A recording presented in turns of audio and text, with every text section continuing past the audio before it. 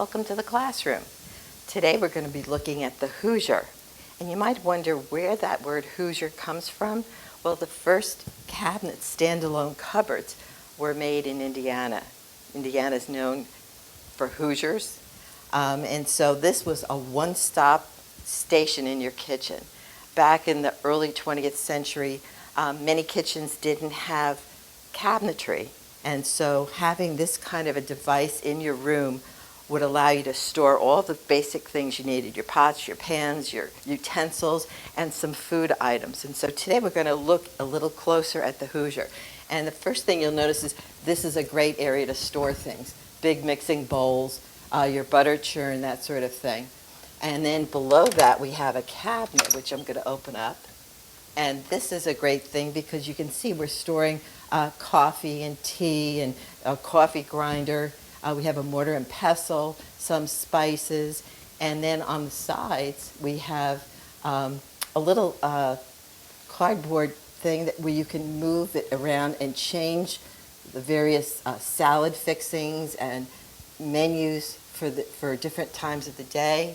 On the right here is an area where you can list things you need to purchase at the store, maybe a timer for how long you should cook things. And then down below we have an area where you open this up, and here's where you're doing the majority of your cooking. You have a flour bin here with a sifter, so you can turn this and it'll sift your flour.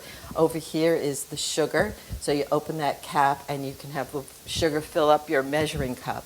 You also have a spice rack, and this would all come with the Hoosier, all these things. Little glass containers. You might have a sugar bowl and some other features too. So all of this is right at your fingertips. This countertop is great in that you can pull it out and you can roll dough on it, you can cut biscuits. It allows you to kind of do everything in one spot. Down below are shallow drawers for utensils. Down here for larger utensils, this is a bread box. And then in this door is where you can store larger items like scales and pots and pans and other cast iron things.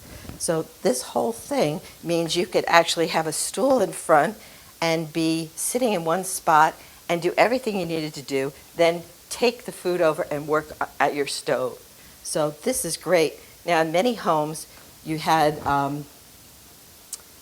country homes like here at Pennypacker Mills, and your Hoosier was on wheels. But you notice there's these little casters down here, and these would be filled with salt because it would keep vermin from climbing up and getting into your sugar and your flour bin.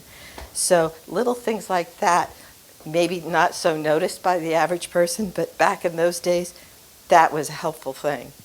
So hopefully this gives you an idea of what life was like for the cook in the kitchen at Pennypacker Mills.